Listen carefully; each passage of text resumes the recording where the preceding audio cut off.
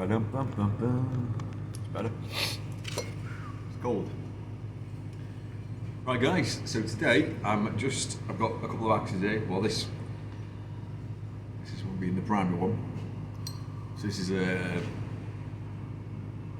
very like a Scandinavian Peterson style, say a Viking axe in layman's terms. And now the fella that this is for, he sort of picked this out. I had a preformed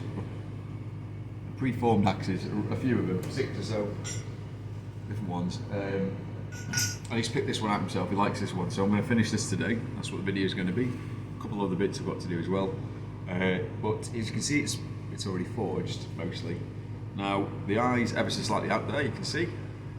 So I'm just going to re-correct that and a bit more fettling with the forging, hand forging. Go forward the edge down a little bit more. He wants this for like a general camp axe. He does courses, he does a lot of leather work for people. He actually runs, it's called Pictavia Leather, the guy. Well, his name's Hamish, but his like Instagram handle as it was a Pictavia Leather. And he's reached out to me for about getting an axe, so we're going to do a trade. It's really neat. I love the idea. So, he wants an axe that's predominantly for himself. He's not going to let other people use it, he said. Ties in with his kit because it's very sort of traditional gear that he uses. He wants an axe to sort of tie in with that kind of tone. So that's what we're making today. Ta-da! Let's get it finished. Right, I want to tidy it before because it's a complete mess. See, it's a bit chilly. We've had a cold spell again. It keeps going up and down. I feel sorry for all the plants and animals. Some moments, cherry blossoms have all started to blossom, and yeah, it's gone frosty again, so it's not nice one. Right guys, I'll catch you in a bit.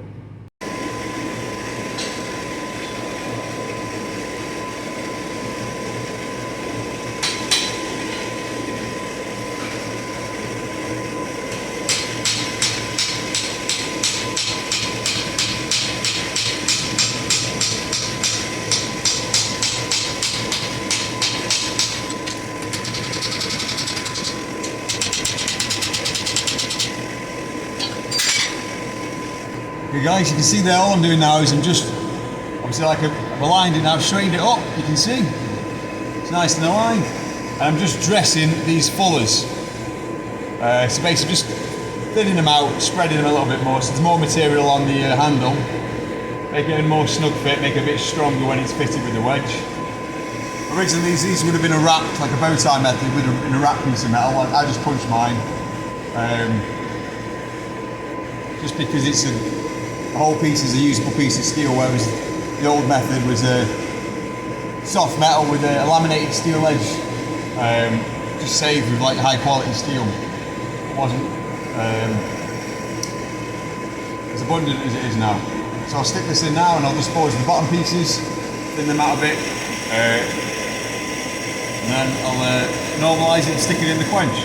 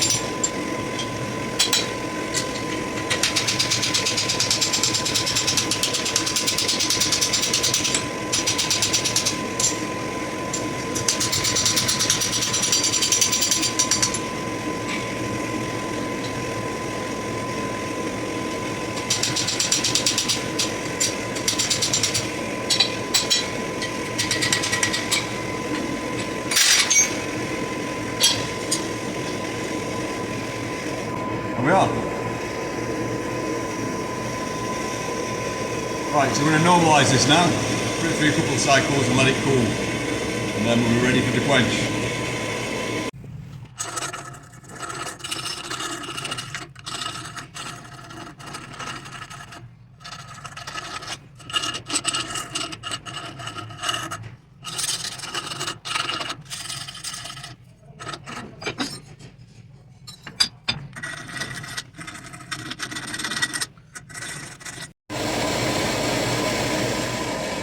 Okay, so here we are. In the light you can see. Right, I've got it to final form now where I want. It's a slight twist I just need to fix. Maybe be able to pick it up on the camera. A little twist on it.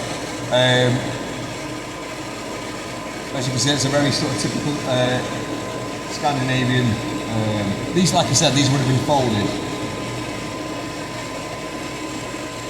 Very typical sort of piece and style. Yeah, as you can imagine, it would have been folded and then it would have been slit and overlapped a piece of like a bloomery steel, like a hardened steel that was hardenable over the top of wrought iron. Whereas this is all good quality steel, it's all hardenable, so I'll heat treat the whole thing and then you can use the back as a hammer if you want to on any of these projects. But the idea, I've not stamped it with the maker's mark because the guy runs like historical classes and one of his he did specify he wanted it to look like a traditional axe because he says he gets a lot of scrutiny from people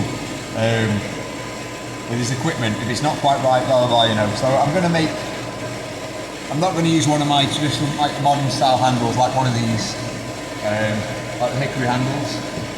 I will get a piece of birch and I'll split that and I'll shave it. So I'll probably include that in the video. The haft and this, and maybe some ash if we can find a piece of ash. Most likely a lot of birch, and it's only going to be like a 20-inch handle because he wants it like sort of like an everyday carry axe for his courses. Yeah, hopefully he'll be really happy with it. Right guys, so I'm going to just heat it up now. Take this tiny bit of twist out of it and then we'll quench it, and then just stick it in the oven and harden it. And that's Sam making a cameo appearance.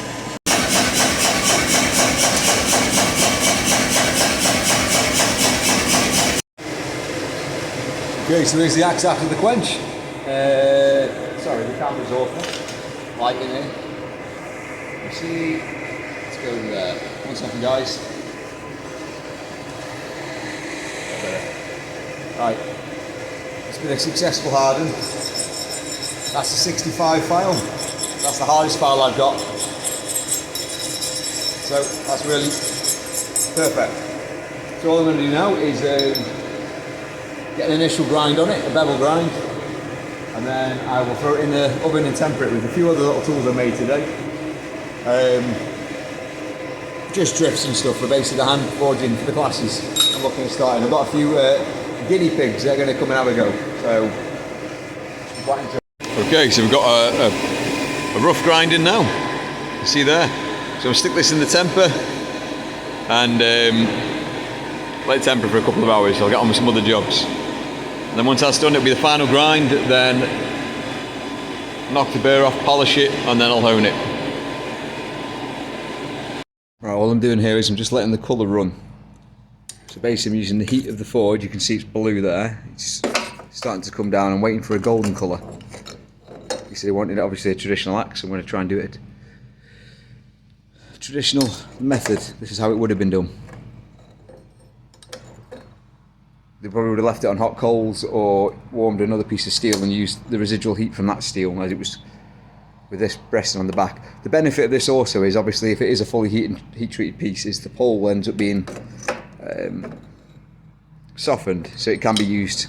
There's no risk of it shattering if it's struck, but it will still be usable as a hammer. You'll have like a blue in colour, which is perfect for cold cutting chisels or hammers. It's taken, because this blade's so wide, it's just taken a while for it to travel. It is definitely coming now, I can see it. Right, I'm going to stop filming, guys, because I don't want to ruin the axe. You've got to be fairly quick.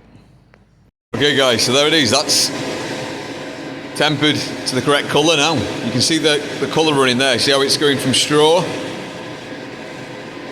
It was pink to purple to blue.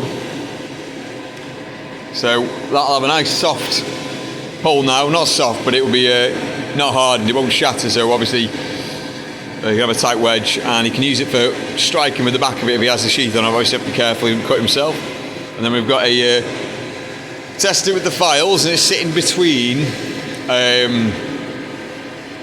65. What is it now? 60 and 55 it was. So I'd say only slightly with the 60.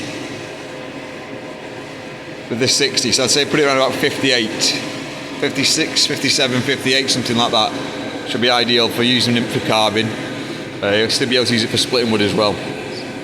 So I'm going to get a grind on it. Well, I'm just going to kit it with the wire wheel now and get rid of this tempering colours, and then I'll wire wheel it, grind the edge, and then polish it up.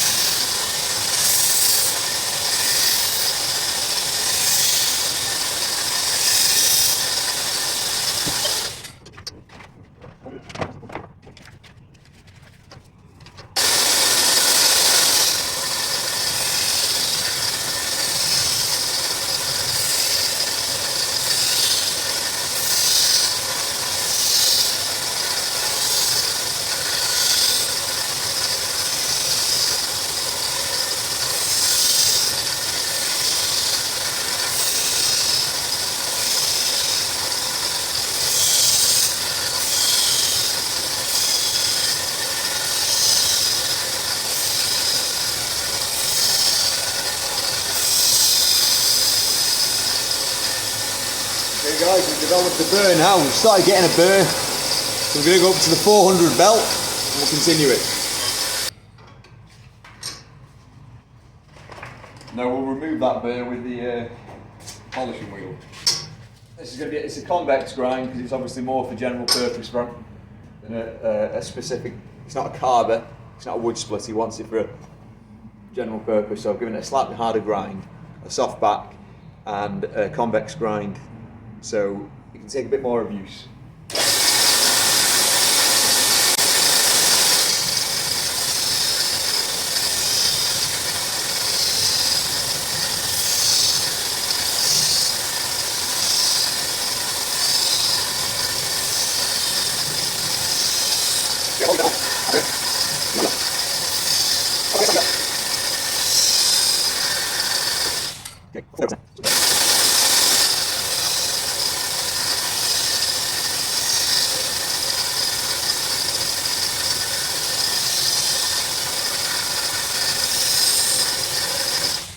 There we are. That's taken 11 minutes, but I'll fast forward it so you don't have to watch all that. There we are. Obviously, plug it in. Get a good tidy at the end of today.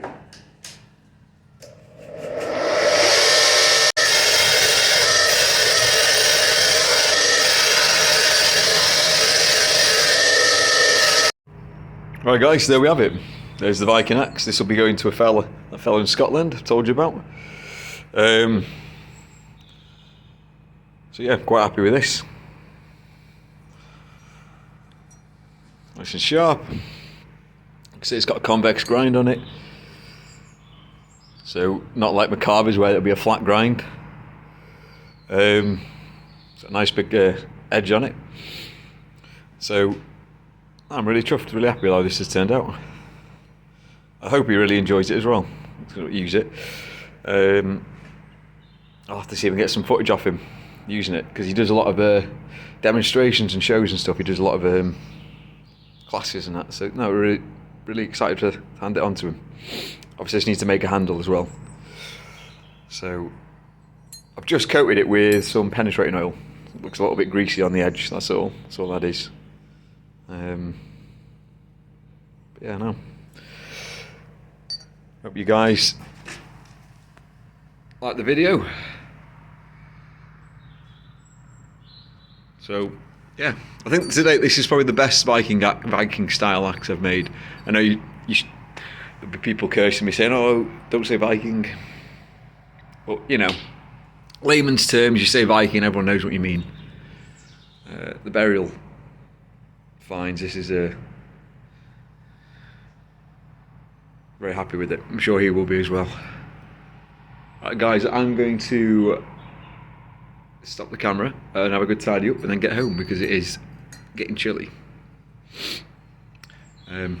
Right, see you later, guys.